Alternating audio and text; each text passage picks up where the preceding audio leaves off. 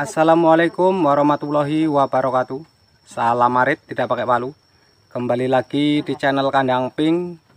Kita membahas tentang pakan di sini ya, teman-teman.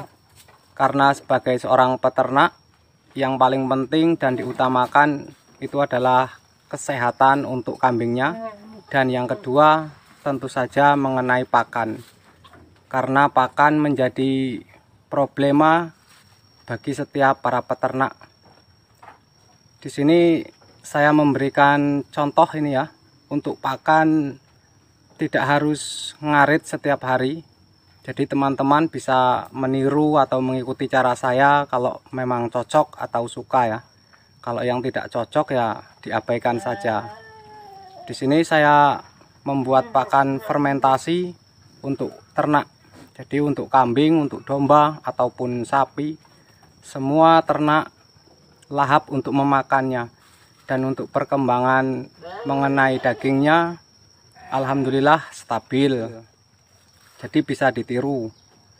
Karena dengan banyaknya kambing, kalau kita tiap hari harus mencari hijauan, mungkin hanya mampu memberikan pakan untuk 10 atau 15 ekor per hari ya.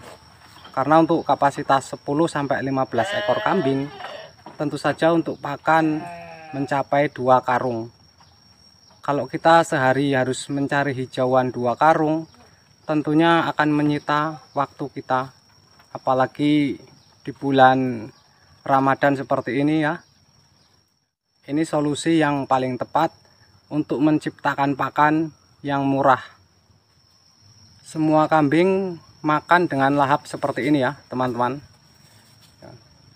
Kalau untuk perkembangannya tidak bagus, mungkin saya tidak akan mendatangkan pakan dengan jumlah sebanyak ini ya, teman-teman.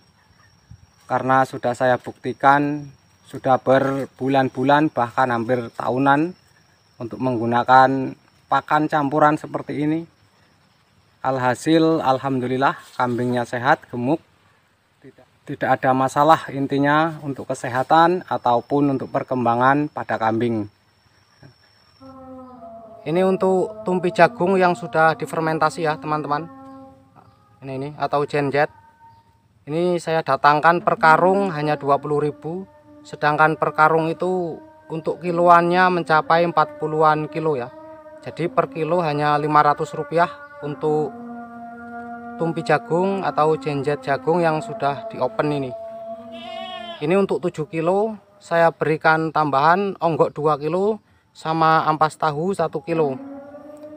Dan ini bisa untuk 4 ekor kambing ya, teman-teman. Jadi 3 ekor kambing sudah terlalu kenyang. Kalau untuk 4 ekor ini ukuran standarnya, karena ada hijauan 15% lagi ya. Di sini saya berikan yang agak banyak untuk seratnya ya. Lebih baik banyak serat kalau menurut saya daripada kebanyakan onggok ataupun ampas tahu. Nantinya untuk kotoran kambing kita bisa mengempal atau mengalami mencret akhirnya ya. Jadi menurut saya, yang saya praktekkan lebih baik banyak seratnya. Tidak bermasalah untuk serat menggunakan tumpi jagung atau genjet jagung ini. Sekarang kita langsung ke proses pembuatannya ya. Untuk tempatnya sudah kita siapkan. Karena ini saya sendiri ya. Ini hanya sebagai praktek saja. Saya buatkan untuk 2 karung bahan yang saya gunakan. Ini murni 100% genjet atau tumpi jagung yang akan saya buat untuk fermentasi ini ya.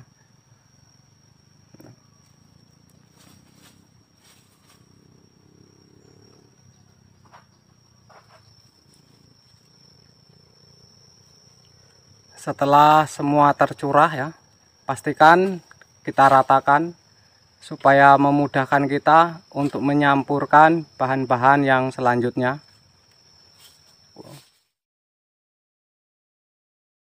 Untuk bahan yang saya gunakan tentu saja saya menggunakan garam ya sebagai mineral Ini kita penting menggunakan garam dalam proses pembuatan fermentasi.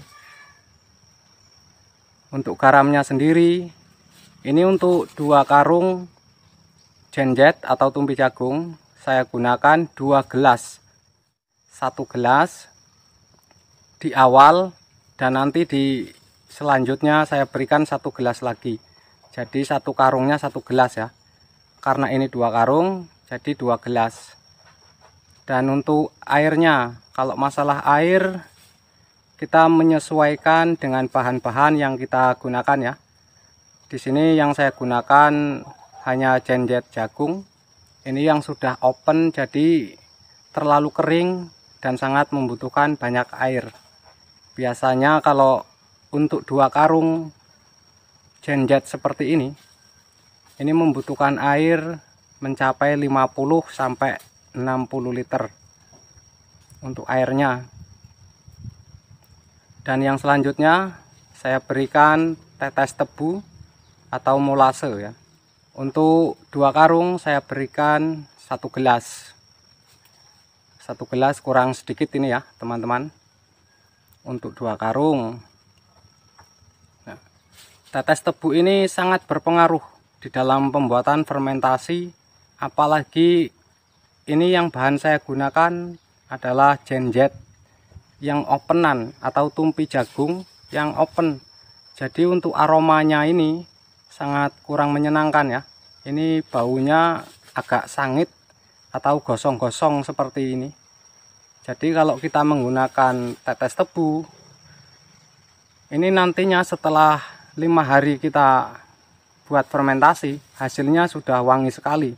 Jadi untuk aroma gosongnya atau sangitnya ini sudah hilang.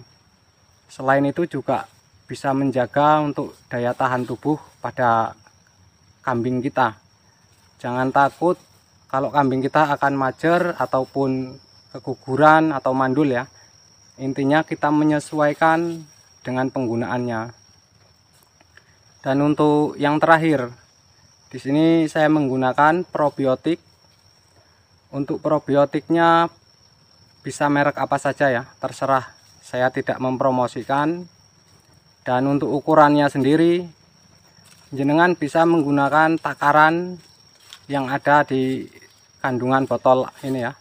Karena untuk dosisnya sudah ada komposisi takarannya pada merek botol tersebut.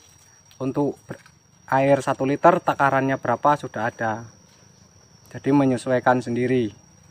Karena untuk probiotik ini wajib digunakan juga untuk menghilangkan bau kotoran. Itu yang paling penting kalau menurut saya. Selain itu juga bagus untuk pembuatan fermentasi supaya bakteri-bakteri jahatnya itu bisa mati mungkin ini ya kawan-kawan. Nah, pastikan sudah tercampur rata semua untuk bahan-bahan ini. Lalu kita siramkan sampai benar-benar rata ke bahan genjet atau bahan yang akan kita fermentasi ini.